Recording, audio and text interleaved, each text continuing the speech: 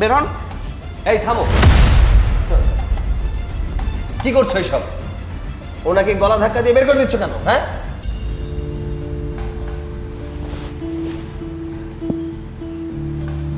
কি ব্যাপার? আপনি এখানে ঢুকলেন কেন? আপনাকে এখানে ঢোকার পারমিশন কে দিয়েছে? বের হন, বের হন বলছি। যান, বের হন। বাবা, আমার না অনেক ক্ষুধা লাগছে, আমার কিছু খাইতে দিবা? এটা দরিদ্র আর মিসকিনদের জন্য নয়, এটা হাই ক্লাস ফ্যামিলিদের জন্য। ওই যে রাস্তার পাশে দোকান আছে, সেখানে যান। যান, বের হন বলছি, বের হন। এই থামো, কি করছো এইসব? ওনাকে গলা ধাক্কা দিয়ে বের করে দিচ্ছ কেন? হ্যাঁ স্যার, দেখুন না, এই দরিদ্র মিসকিনটা যেন কোথা থেকে এসেছে, কারো কোনো পারমিশন নেয়নি। আমি বের হয়ে যেতে বলছি, তো বের হচ্ছে না। চুপ করো, মুখ সামলে কথা বলো। এসব কোন ধরনের ব্যবহার? হ্যাঁ, আমি যেন নেক্সট টাইম কখনো দেখি না যে অসহায় মানুষের সাথে খারাপ আচরণ করতে। এনারা গরিব হয়েছে তো কি হয়েছে, ভালো মন্দ খাবারের কি অধিকার তাদের নেই? আর কোন আইনে লেখা আছে গরিব হলে রেস্টুরেন্টে এসে খেতে পারবে না? কিন্তু স্যার, কোনো কিন্তু নয়। আমার এই রেস্টুরেন্টে গরিব দুঃখী অসহায় মানুষরা যে যেভাবে পারে সেভাবে খাবে, এতে আমার কোনো অসুবিধা নেই। আমি আশা করব আমার রেস্টুরেন্টে যেহেতু আমার কোনো অসুবিধা নেই, আপনারও কোনো অসুবিধা হবে না। যদি কারো অসুবিধা হয়ে থাকে তাহলে আমাকে বলবেন, তাদেরকে রেস্টুরেন্ট থেকে বের করে দিব। না না স্যার, আমাদের কোনো সমস্যা নেই, আপনি যা বলবেন তাই হবে।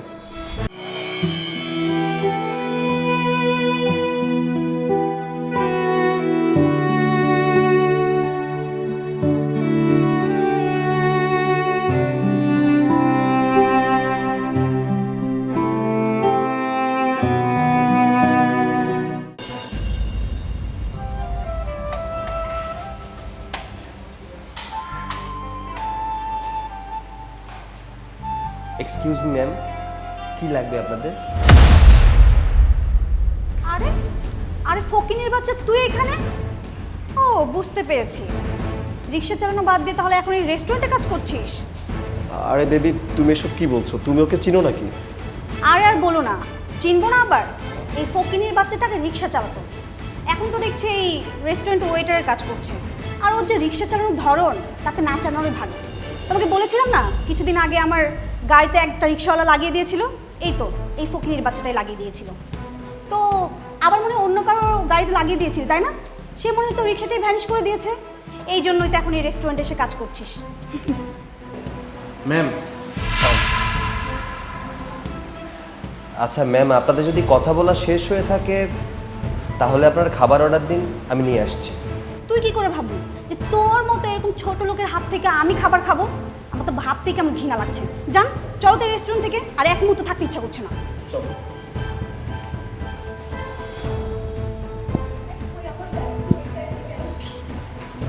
স্যার, চলুন।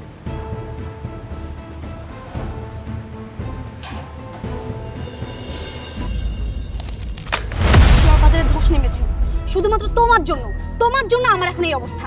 আমি তো এখন পথের ফকির হয়ে গেলাম। এইখানে আমার কি দোষ? আর টাকা কি শুধু তোমার গেছে? আমার টাকা যায়নি, আমার টাকাও গেছে। আর তুমি শুধু শুধু আমাকে দোষ দিচ্ছ। আর আমি যা করেছিলাম আমাদের দুইজনের জন্য করেছিলাম, আমাদের ভালোর কথা ভেবে করেছিলাম। তুমি শুধু শুধু আমার দোষ দিচ্ছ। কি? তুমি আমাদের ভালোর জন্য করেছিলে, এখন কি এমন ভালো হলো? আমি তো এখন একদম রাস্তায় বসে গেলাম, ভিক্ষা করা ছাড়া তো আমার কাছে আর কোনো উপায় দেখছি না। তোর জন্য, তোর জন্য আজকে আমার এই অবস্থা। হ্যাঁ, আমার জন্য হয়েছে। লোভ করতে আমি বলেছিলাম 5 লক্ষ টাকা দিতে, তুমি কি করলা? লোভে পড়ে 1 লাখ 1 কোটিতে চলে গেল। আমি বলেছিলাম 1 কোটি টাকা দেওয়ার জন্য, এখন সবকিছুর জন্য আমাকে দোষ দিচ্ছ। তোমার কথায় আমি কোটি টাকা দিয়েছিলাম যেন আমাদের দুজনের ভালো হয়। হ্যাঁ, তো ইনভেস্টটা আমি আমাদের দুজনের ভালোর জন্য করেছিলাম, আমাদের ফিউচারের কথা ভেবে করেছিলাম। তুমি শুধু শুধু আমার দোষ দিতে পারো না। কিন্তু এখন কি হলো? আমি তো এত কিছু বুঝতাম না, আমি তোমার কথায় এখানে ইনভেস্ট করেছিলাম। আর তুমি কি করলে? এরকম একটা ফালতু জায়গায় যেখানে কোনো রকম কোনো সিকিউরিটি নাই, এরকম জায়গায় আমার এতগুলো টাকা ইনভেস্ট করে দিলে। ও, এখন সব আমার দোষ হয়ে গেছে, তাই না? কি কি যেন বলছিলা? ঢাকায় তুমি গুলশানে ফ্ল্যাট কিংবা লাক্সারিয়াস কার কিংবা লাক্সারিয়াস লাইফ লিড করবা, তাই না? অনেক কিছু তো বলছিলে। এই লোকগুলো কে করছিল? আমি করছিলাম। দেখো, বেশি কথা বাড়াবা না। বেশি কথা বাড়ালে না আমি তোমার সাথে কোনো রিলেশন রাখতে পারবো না। মানে তুমি কি বলতে চাচ্ছ? তুমি আমার সাথে সম্পর্ক রাখবে না? তোর মতো ছেলের সাথে আমি সম্পর্ক রাখবো না। তোর মতো ফালতু ছেলের সাথে আমার যাই। ফালতু কথাকার। নেক্সট টাইম কোনোদিন যদি আমার সামনে আসিস, আমার সাথে কথা বলার চেষ্টা করিস, তোর একদিন কি আমার একদিন। ফালতু। ঠিক আছে, যাও যাও। মান্তাসা শুনুন, আজকে আমাদের অফিসের বস আসতেছে,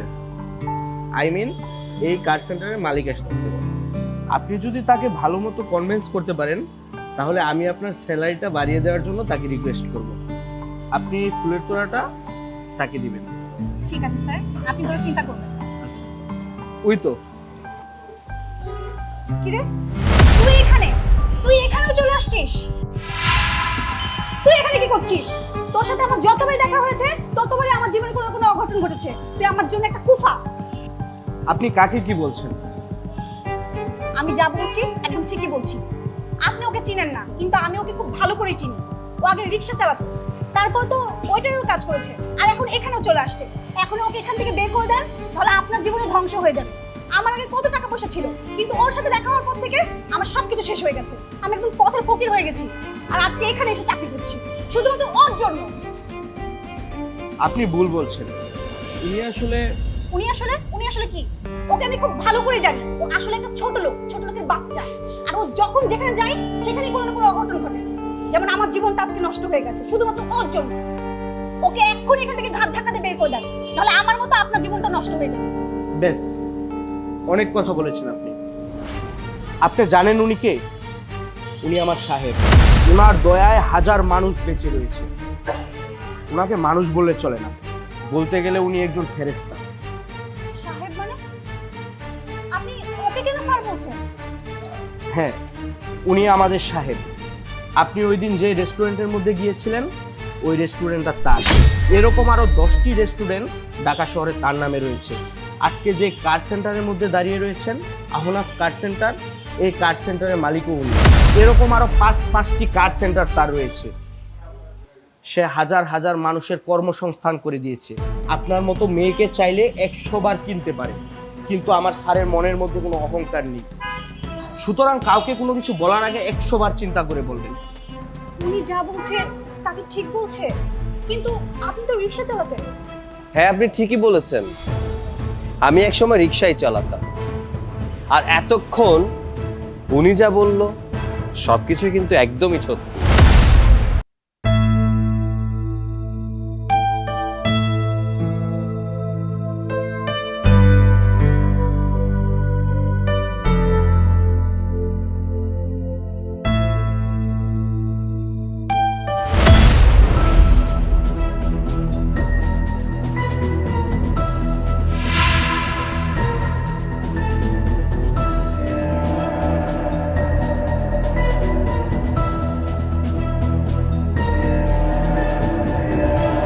এই ফকিনি বাচ্চা, তুই এটা কি করলি? তুই আমার গাড়িতে ধাক্কা দিলি। চোখ কোথায় থাকে তোর? হ্যাঁ, তুই আমার গাড়িতে দাগ ফেলে দিয়েছিস। তুই এক্ষুনি আমার গাড়ি ঠিক করে দিবি, না হলে তোকে তো আজকে আমি। ম্যাডাম আমি ইচ্ছা করে ধাক্কা খাই নাই, হঠাৎ করে আচমকা ধাক্কা লেগে গেছে। আমি দেখি নাই ম্যাডাম, আমি এখনই দাগ ঠিক করে দিতাছি। এই ছোট লোকের বাচ্চা, তোর ওই নোংরা হাত দিয়ে তুই আমার গাড়িতে হাত দিবি না। তুই কি করে আমার গাড়ি ঠিক করে দিবি? এই গাড়ি ঠিক করতে 10,000 টাকা লাগবে। তুই এক্ষুনি আমাকে 10,000 টাকা দিবি। ম্যাডাম আমার কাছে তো এত টাকা নাই।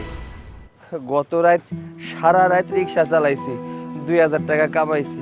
আমার মাটা খুব অসুস্থ, ওই টাকা দিয়ে আমার ওষুধ কিনতে হইব। ম্যাডাম আমি ইচ্ছা করে ধাক্কাটা দেই নাই। তোর মতো এরকম ছোট লোকদের না এরকম অনেক নাটক আমার দেখা আছে। ম্যাডাম বিশ্বাস করেন ম্যাডাম, আজকে আমি গরিব বলে আজকে আমার থাপ্পড় মারলেন। শুনেন, আল্লাহ কার দিন কেমনে কি কইরা ফেলায় কেউ জানে না। আজকে আমি গরিব, কালকে আপনারও এই দিন আইতে পারে। শুনেন ম্যাডাম, একটা কথা সবসময় মনে রাখবেন, ভাগ্য একদিন ঠিকই বদলায়। এই ফকিনের বাচ্চা, তোর মতো এরকম ফালতু ফকিনীদের কোনো কথা শোনার মতো ধৈর্য বা সময় কোনোটাই আমার কাছে নেই। নেক্সট টাইম যদি আমার সামনে পড়িস না, তোকে একদম সোজা পুলিশে দিয়ে দিবি। ফালতু যত সব।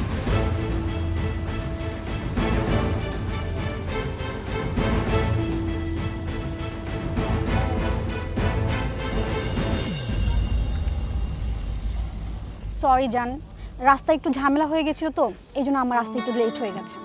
আরে না সমস্যা নেই, দেরি হয়েছে তো কি হয়েছে। আমি রাস্তা দিয়ে আসার সময় না এই ফুলটা তোমার জন্য পছন্দ করে নিয়ে আসলাম। তুমি পড়লে অনেক সুন্দর লাগবে। আরে তুমি আমার জন্য এত সুন্দর গিফট নিয়ে আসছো। হ্যাঁ, অনেক সুন্দর লাগতেছে। Thank you. আচ্ছা রিয়া, শোনো না, তোমাকে না একটা কথা বলার ছিল আমার। কি কথা বলো? আমি না একটা খুব ভালো জ্যাকপটের সন্ধান পেয়েছি। আমার বন্ধুকে চিনো না, স্বাধীন? ও এখানে 5 লক্ষ টাকা ইনভেস্ট করে রাতারাতি কোটিপতি হয়ে গিয়েছে। এত ভালো একটা সুযোগ আমার হাতে থাকা সত্ত্বেও আমি কিছুই করতে পারতেছি না, কারণ তুমি তো জানোই আমার কাছে এত ক্যাশ নেই। কি বলছো তুমি এসব? 5 লক্ষ টাকায় এত লাভ করা যায়? আচ্ছা ঠিক আছে, তুমি কোনো চিন্তা করো না। আমি কিছুদিন আগে ব্যাংক থেকে 1 কোটি টাকা লোন তুলেছি। এই টাকাটা পুরোটাই আমরা শেয়ার বাজারে ইনভেস্ট করে দিব, আর তাতে করে অনেক বেশি লাভ আসবে, আর আমরা এমনিতেই বড়লোক হয়ে যাব। আমার কতদিনের স্বপ্ন, গুলশানে আমার একটা বাড়ি হবে, আমার নিজের একটা BMW গাড়ি থাকবে, আমি নিজের একটা রেস্টুরেন্ট খুলবো। উফ, এখন মনে হচ্ছে সেই স্বপ্নটা সত্যি হয়ে যাবে। সত্যি বলতেছো? তুমি আমাকে এতগুলো টাকা দিয়ে দিবা? তাহলে কালকে তুমি টাকাগুলো নিয়ে এসো প্লিজ। হ্যাঁ, আমি সত্যি বলছি, তুমি কোনো চিন্তা করো না, আমি কালকে টাকাগুলো নিয়ে আসবো। এ ওয়েটার, 2টা ড্রিঙ্কস। আচ্ছা শোনো না, এই ব্যবসা যদি রান হয় তাহলে কিন্তু আমরা খুব তাড়াতাড়ি করে বিয়েটা করে ফেলতে পারবো। ঠিক আছে, থ্যাংক ইউ। নাও।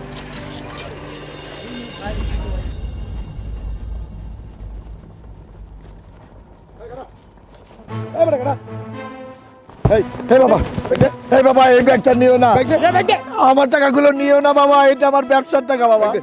না বাবা, বাবা হেল্প হেল্প হেল্প হেল্প।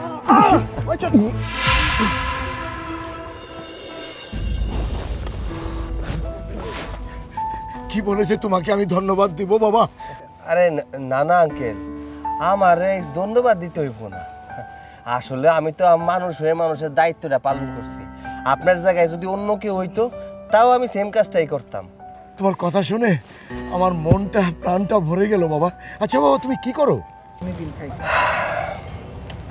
আমি তেমন কিছু করি না, রিক্সা চালায় খাই, ওই দিন আনি দিন খাই।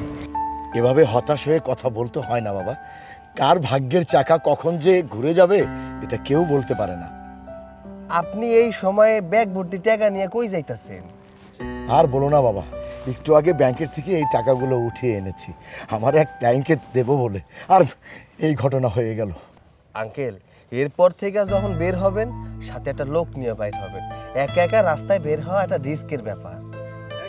হ্যাঁ বাবা, তুমি একদম ঠিক বলেছো। আজকালকার জামানায় কাউকে বিশ্বাস করা যায় না, কখন যে কার ভাগ্যে কি হয়ে যায়, যেমন আমার সাথে হলো আর কি। আচ্ছা আঙ্কেল, তাইলে আমি এখন যাই, বাইসা থাকলে পরে আমার দেখা হয়। আচ্ছা ও ও হ্যাঁ বাবা, একটু শোনো।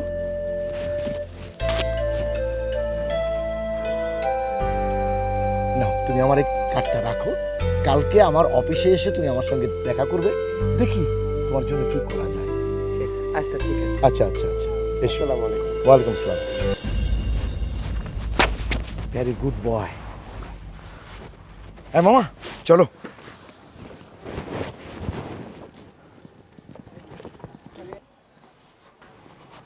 চাচা আসতে পারি? আরে ইয়ং ম্যান, এসো এসো, আমি তো তোমার জন্য অপেক্ষা করতেছি। বসো বসো বাবা, বসো। আসসালামু আলাইকুম চাচা, ভালো আছেন আপনি? ওয়ালাইকুম আসসালাম। আলহামদুলিল্লাহ, আমি ভালো আছি, কিন্তু বাবা তুমি কেমন আছো সেটা বলো। এই তো চাচা, ভালো আছি আমি। শোনো বাবা, তুমি এসেছো, আমি খুব খুশি হয়েছি, কিন্তু তুমি যে আজকে আসলে এর পিছনে কিন্তু একটা কারণ আছে। কি কারণ চাচা? শোনো বাবা, তোমাকে আমার অনেক ভালো লেগেছে, তোমার সততা আমাকে মুগ্ধ করেছে। আমার একটা ছেলে ছিল, সে যদি আজ বেঁচে থাকতো ঠিক তোমার মতো বয়সের মতো হতো।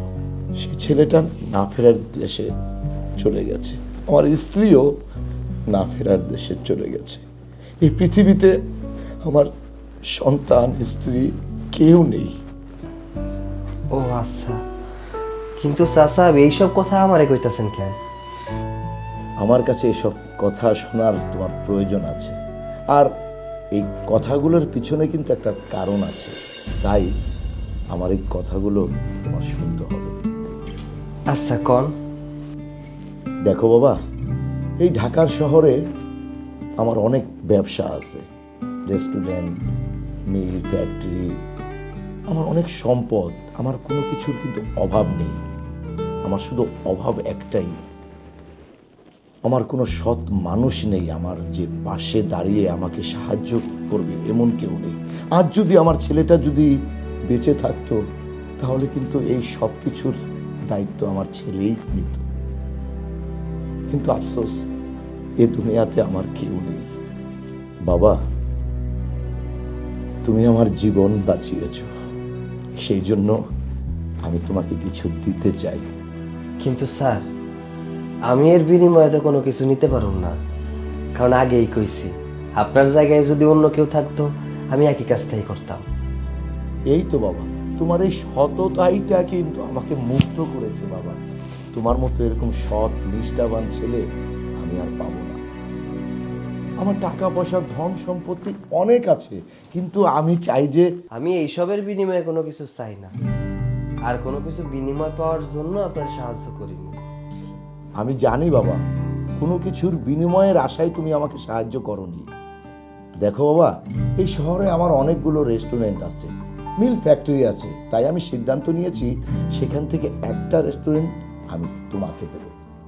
তুমি সেই রেস্টুরেন্টটা চালিয়ে তোমার মতো করে তুমি ব্যবসা শুরু করো। চাচা, আপনি মনে হয় আমার কোনো কথা বুঝতে পারেন নাই। আমার এইসবের বিনিময়ে কোনো কিছুই চাই না। আর রেস্টুরেন্ট সে তো অনেক বড় ব্যাপার। শুনেন, আমি দিন আনি দিন খাই, রিক্সা চালায় খাই, আমার এইটাই যথেষ্ট। আমার ঘরে মা অসুস্থ, তার জন্য প্রতিদিন আমার ওষুধ কেনা লাগে, আর যে কয় টাকা ইনকাম করি তাই দিয়ে আমার দিন চলে যায়। আমার এত কিছুর কোনো দরকার নাই। দেখো বাবা, তুমি আমার জীবন বাঁচিয়েছো, সেটার বিনিময়ে আমি তোমাকে যাই দেই না কেন সেটা কিন্তু আমার কাছে তুচ্ছ মনে হবে। সেটাকে তুমি দয়া বা অন্য কিছু ভেবো না। দেখেন চাচা, আপনি যা কিছু কন না কেন আমি সব কিছু শুনতে রাজি আছি, কিন্তু চাচা আপনি আমারে কোনো কিছু দিলে আমি ওটা নিতে পারব না। দেখো বাবা, আমি তোমাকে রিকোয়েস্ট করছি, আমার কথাটা শোনো। আচ্ছা ঠিক আছে, তুমি এখন আমার কাছ থেকে রেস্টুরেন্টটা নাও।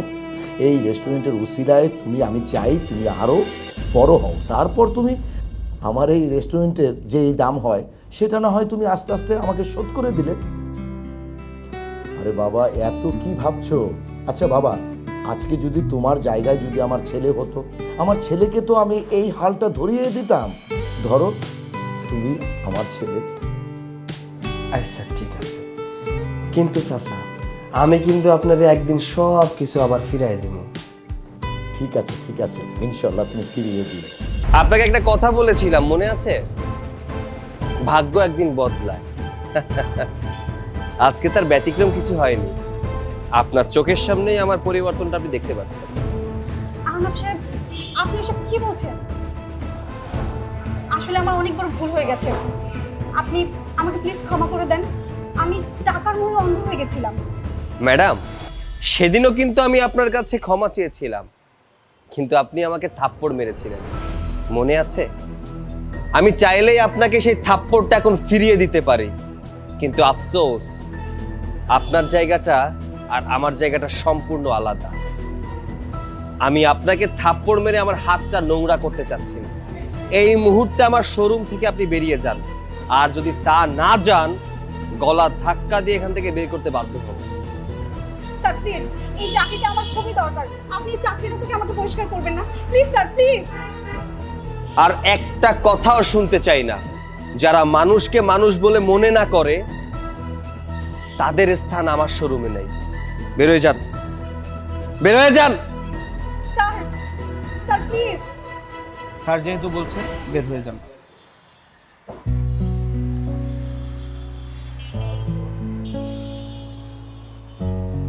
Congratulation sir. Thank you. চলুন আমরা ভিতরের দিকে যাই।